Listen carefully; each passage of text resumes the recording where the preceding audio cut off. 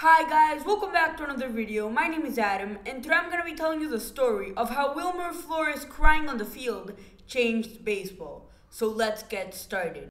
It's July 29th, 2015. The Mets are in a tight division race, just one game back in the NL East. But the Mets front office is starting to get pressured by fans and media to trade for what they are lacking, a power-hitting outfielder. So the Mets did exactly that and started negotiating with the Milwaukee Brewers to acquire power-hitting outfielder Carlos Gomez. And by around 3 p.m. the deal was in place. The Mets were going to send starting pitcher Zack Wheeler, who was fresh off Tommy John surgery, as well as infielder Wilmer Flores in exchange for Carlos Gomez. When nighttime came around, Mets GM Sandy Alderson and his staff went to a fancy restaurant to celebrate the trade they had just done. Meanwhile, in Citi Field, Wilmer Flores got really confused when the crowd gave him a standing ovation when he went up to bat. The reason Wilmer got confused was because he, nor any Met player or staff, knew that he had been traded because the Mets GM didn't want Wilmer to be treated any differently. When Wilmer finished his at-bat, he started asking everyone in the dugout if they had any idea why he had just gotten a standing ovation. That is when Mets third baseman David Wright, who was injured at the time, went running to the dugout to tell everyone that the news had broke and Wilmer had gotten traded to the Brewers. The Mets manager Terry Collins replied by saying, "David, I don't know a thing about it. You see that phone over there? That phone goes to Sandy. That phone has not rung." At that point, Wilmer got emotional, and when he went out to play defense, he started crying. When he returned to the dugout, Terry Collins told him, "Wilmer, believe me, if you were traded, I would know about it. You've got to settle down and finish this game up." Meanwhile at Milwaukee, the Brewers scouting director Zach Misnasian started wondering why Wilmer hadn't been pulled out of the game. The Brewers thought Wilmer was their player, plus Carlos Gomez was already saying goodbye to all his teammates, thinking he was a Met.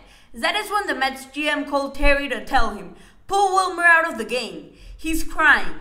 Wilmer got pulled out of the game and walked towards the clubhouse, and then a miracle struck. Mets Chief Operating Officer Jeff Wilpson told Wilmer, "Don't worry, there is no trade."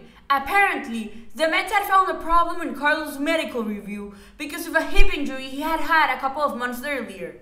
No one actually knows what happened. Maybe the Mets also got emotional and decided they didn't want to trade him. Maybe there was an actual problem with Carlos' hip.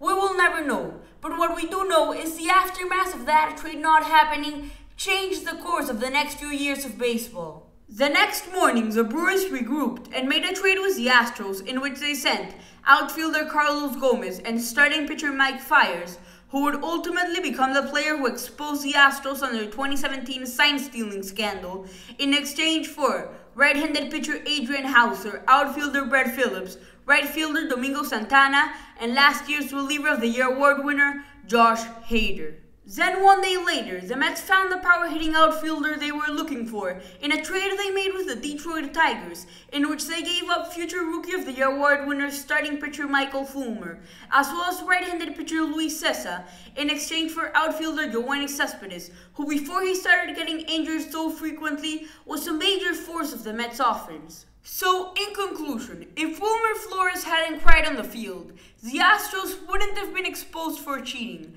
The Brewers wouldn't have had arguably the best closer in Josh Hader. The Tigers would be worse than what they currently are. P.S. They lost 114 games last season. And you could argue that the Mets wouldn't have made the World Series in 2015 without Yoenis Cespedes. That will be all for today. Hope you liked this video. Subscribe if you guys are new, and I'll see you next time.